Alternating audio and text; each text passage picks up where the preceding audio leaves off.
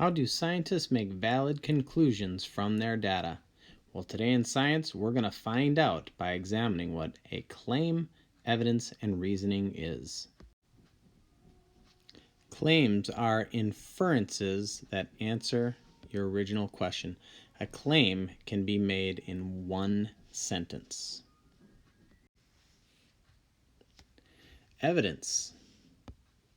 Evidence is scientific data that helps support your claim. Evidence is specific data from a lab. Reasoning. I like to say that reasoning is an explanation that acts as a conclusion for the experiment. And I like to say also that reasoning is the science of why. It's where you, the scientist, attempt to explain what's going on and why certain things are happening in a lab. Here's an example. Remember that claims are inferences that answer your original question. So here's a simple question right here. Which day of the week sells the most hamburgers? Now to answer that question, you've got to look at the chart. And we've got number of burgers sold. We've got days of the week. And looking at the data, you can clearly see that Thursday is the day of the week that sells the most burgers. So that is our claim. Thursday sells the most burgers. Again, that's my claim. Here's another example that's a little more scientific. I have a new question. How much water should the plant be given each day to help it grow?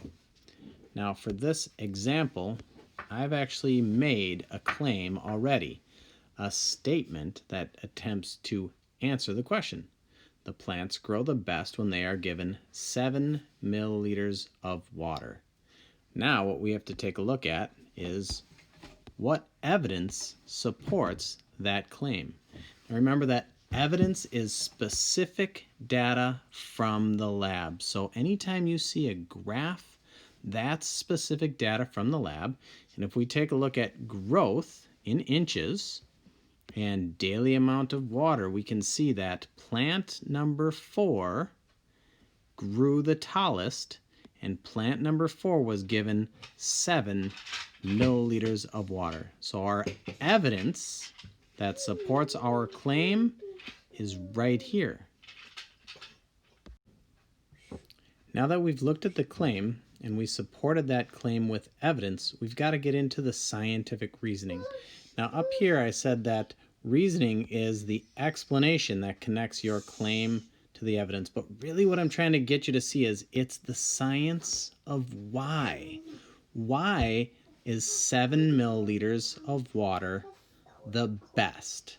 And so we can make some what I like to call inferences. It's what I think based on what I observe. So I could say that 5 milliliters, 2 milliliters, and 0 milliliters for plants 1, 2, and 3, they didn't grow as tall. So I could say that I think that 0, 2, or 5 milliliters of water is not enough for the plant to grow. They don't have enough water, so they're a little bit dehydrated. I could also say, looking at 10 milliliters for plant 5 didn't grow as tall as plant 4.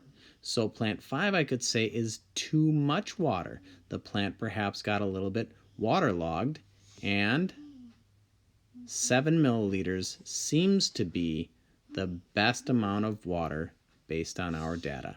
So that's some scientific reasoning.